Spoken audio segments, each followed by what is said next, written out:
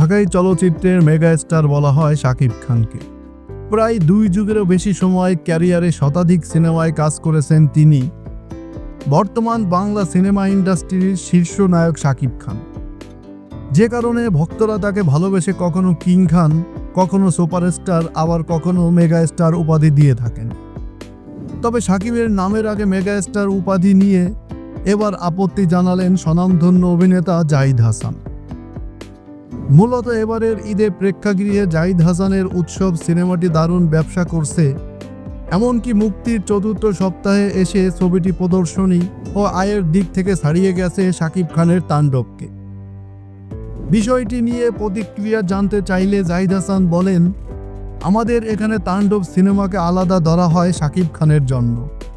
তাকে শুধু শাকিব খান বলা হয় না, তাকে বলা হয় মেগাস্টার শাকিব খান। অন্য সবাইকে বলা হয় চিত্রনায়ক। কিন্তু কেন, এটা আমি বুঝি না। সে তো একজন অভিনেতা, তাকে আগেই একটা ট্যাগ লাগিয়ে দেওয়া হয়।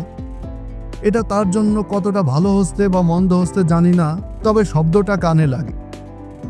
কয়েক বছর হলো ঈদের সময় সবচেয়ে বেশি হলে মুক্তি পায় শাকিব খানের সিনেমা। এবারের ঈদেও তাই হয়েছে, তবে এবার সিঙ্গেল স্ক্রিনে তেমন সুবিধা করতে পারেনি তাণ্ডব। দ্বিতীয় সপ্তাহে এসে অনেক হল থেকে নেমে গেছে শাকিব খানের তাণ্ডব সিনেমাটি। এ বিষয়ে জাহিদ হাসান বলেন, শেক্সপিয়ারের একটা কথা আছে, কোনো কিছু হওয়া বড় ব্যাপার না, কোনো কিছু হয়ে থাকাটা বড় ব্যাপার। আমি বলছি এতগুলো হল পেয়েছি, শেষ পর্যন্ত সেটি আর থাকছে না। এটা কিন্তু অপমানজনক। যতটা বিনয়ীভাবে এগোনো যায় ততটাই ভালো। জাহিদ হাসান মনে করেন, ঈদে মুক্তি পাওয়া সবকটি সিনেমা কারো একার নয়, চলচ্চিত্রের সবার।